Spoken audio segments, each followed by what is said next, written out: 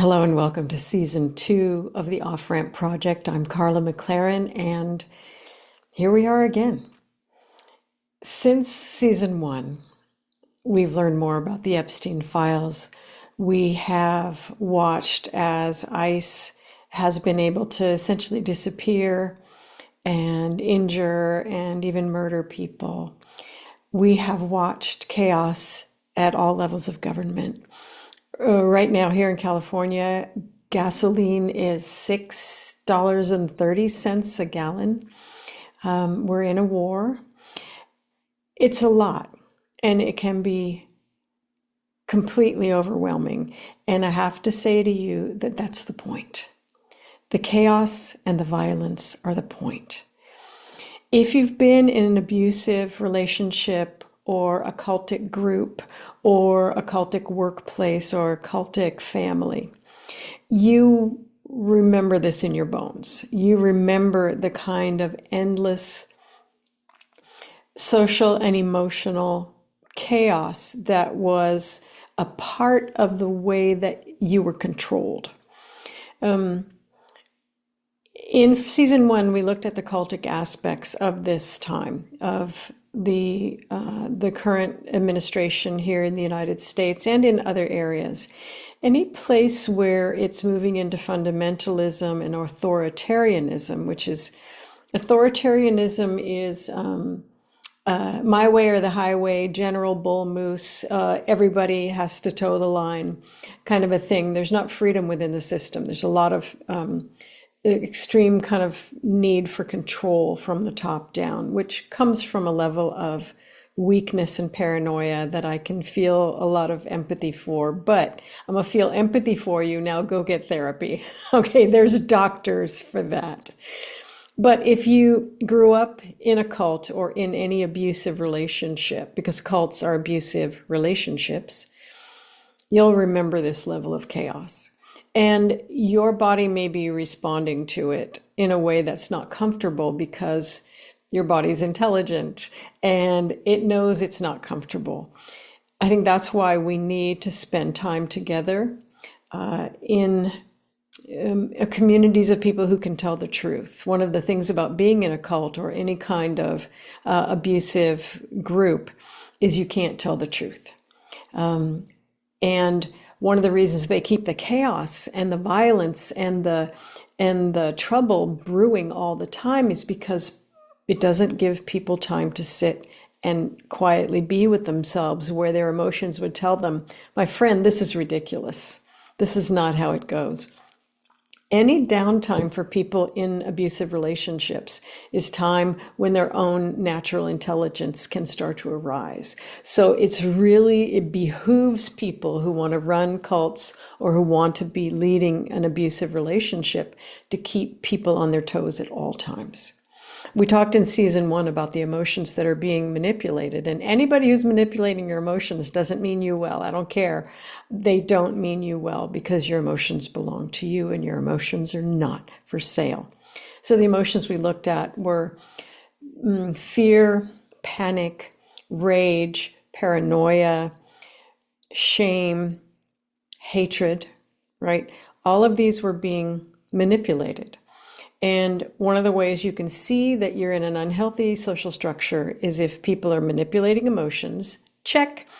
If they're making enemies and dehumanizing others. So on the right, people on the left are enemies. We're not just enemies, I'm on the left. We're not just enemies, we're monsters, right? And so what that does is it slices the world into 2 pieces where you're only going to be able to be with people in your cultic world, right? Where you're being abused and manipulated and emotionally jacked into all the time. And so you don't have any choice when you're in that group to get your downtime and your kind of internal moment for your emotions to tell you this is bad. Instead, you're kept jacked up all the time because those bad people, those evil people are going to come and get you. So you're not only, dehumanization not only creates cohesion in the group that's doing the dehumanizing, but it means that you can't cross over and go talk to those people. One of the first things I do in a dehumanizing situation, I've learned this after having been in abusive relationships and cults, is I go immediately to those people and I'm like, hey, I've heard some bad things about you. Tell me what's going on. Who are you really, right? If there's dehumanization happening, it is abuse toward you, certainly toward the people that you're being told to dehumanize, but it is abuse. Simple. And what can you do to avoid abuse? Refuse to accept it, right? So if I'm told that homeless people are all drug addicts and what are they? Oh yeah, they're mentally ill. Like that's a bad thing. I'm gonna go spend time with homeless people. I'm gonna go, hey, I'm Carla. What's going on? What's going on today? What do you know? What kind of services are available to you? Are you hungry? Are you thirsty? What's going on? Right? Going into areas where you've been forbidden to go and to reach out to people who are supposedly monsters, that's how you stop people from being able to control you and your emotions. Yay. There's also a way that splitting the world into two, right? Like we're the good guys on the right and they're the evil guys on the left. It's very simple-minded, right? But it enforces black and white thinking. And black and white thinking, that's not the way the brain works, right? The brain is all about the gray areas. So when there's polarization, you're being asked to be less intelligent, right? With making enemies, you're being asked to reduce your emotional and social intelligence. With enforcing black and white thinking, with polarization, you're actually being asked to turn down your IQ in general, right?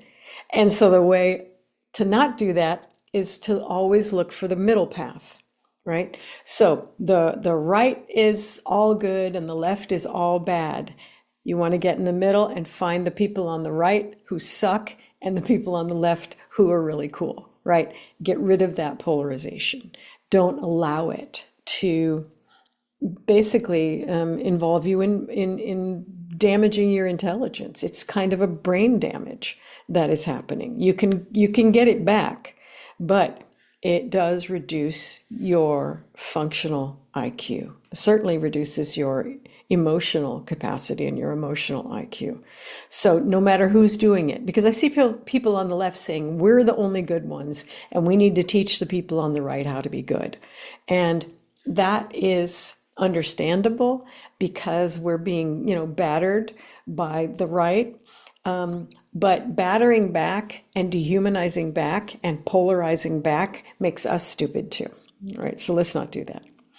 The other thing that we're seeing continually is hierarchies of human worth.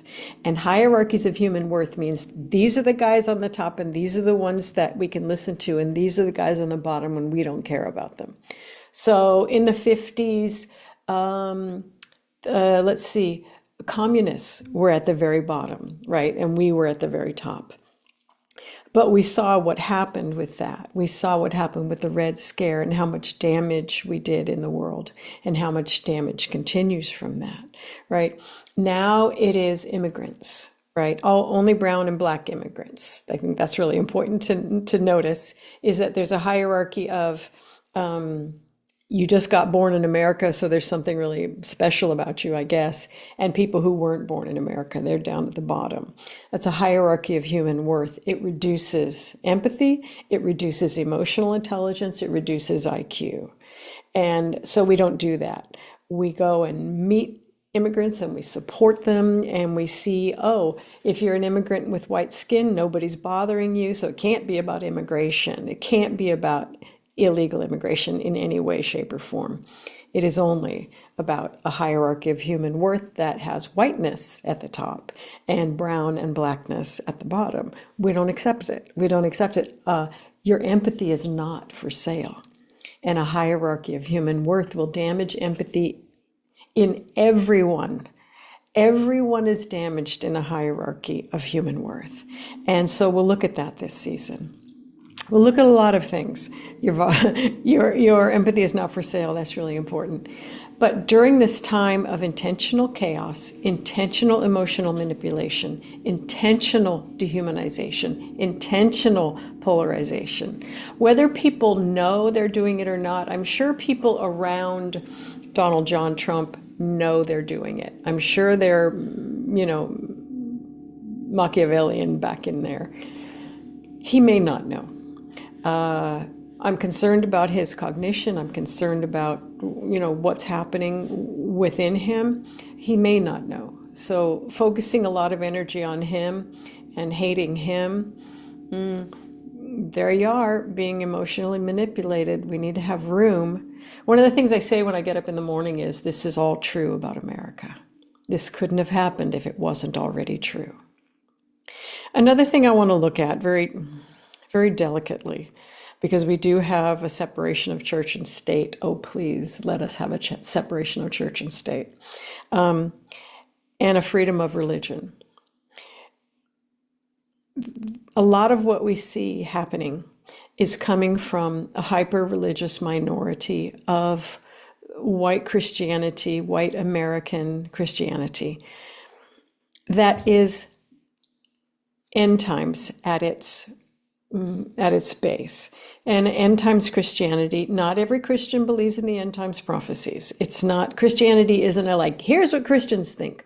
There are literally thousands of offshoots of Christianity. You can't say this is a Christian problem, but it is a problem of end times Christianity, where a lot of what's happening in Israel and Palestine and Iran and Sudan, a lot of these areas are a part of what end timers think of as the pre-apocalypse, right? So when I've got to look into this, because I'm just like, really, but there's a lot of prophecies about what needs to happen before Jesus returns. And part of it is that, part of it is very focused on Israel. So wondering why we're involved in attacking Iran at the behest of Israel. If you look at it logically, you can't figure it out. Is it about oil? It's always about oil. But what it is about is end times prophecies. And this faction of Christianity is absolutely everywhere in government at this point. And it's been happening over the last almost a century. This has been a long time plan, and we need to face it. We need to look at it, and we need to see what can happen. It's been a brilliant plan, brilliant/evil. But if that's what they believe, and they've done everything they can, we've got to deal with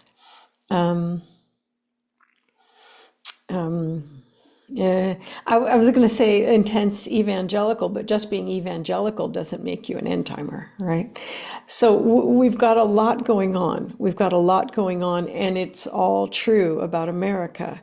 So how do we address it? How do we address what we have become together? It's very easy to blame end timers, right? But there have been end times prophecies since the moment we got out of the mud and started walking on two legs. End times prophecies are seductive as heck, and almost every belief system has some kind of end times prophecy. So it's a thing, right? It's a thing that we do as humans. How do we address it? How can we take an off-ramp? How can we go in a more loving, empathic, focused, emotionally functional, intelligent way forward from here? Because it is a chaotic time, and it's intentionally chaotic. It's supposed to be chaotic. It's how people are controlled. And one of the ways to regain your control over yourself is have your quiet time to yourself. Think your own thoughts. Have peace. Have some place in your life where you can have peace and you can think and your emotions can speak to you, and learn about your emotions, because they are what drives everything you do, everything you think, every action you take, every vote you cast. every act of violence, every act of love, it all comes from your emotions. And if you don't understand your emotions, you won't understand yourself. And if you don't know how to work your emotions, someone else is going to work them for you, as we see everywhere today. So part of taking an off-ramp is taking your own emotions back into yourself, no matter what's happening out here. I always have my own emotional responses. And because I know my emotions, I can say, oh, that's pissing me off, but I'm not going to show that right now because they're in anxiety and paranoia. And so I'm going to show a different kind of emotion to see what I can do. Do you know what I'm saying? I have this whole inner life that when I was in my cult or when I was in my abusive first marriage, I wasn't allowed to have an inner life because they knew, even if they didn't know, they knew that if I had an inner life, I could no longer be controlled. Ha, too bad. So let's take an off ramp. Let's go forward into season 2. Let's look at what's real. And then look at perhaps there's periods in history when this happened before. How did people take an off ramp then? What are the mechanisms? What's going on? How do we understand? How do we pull up the rug and look at what's underneath it? How do we challenge what's happening without getting pulled into a polarizing, demonizing, lack of intelligence, emotional, explosive time of just hating everybody, right? How do we keep our wits about us? And how do we keep our emotional awareness about us? And how do we maintain our empathy, even for people who are creating so much trouble? That's the Off-Ramp Project. And I'm glad you're with me. Lord, I'll see you soon.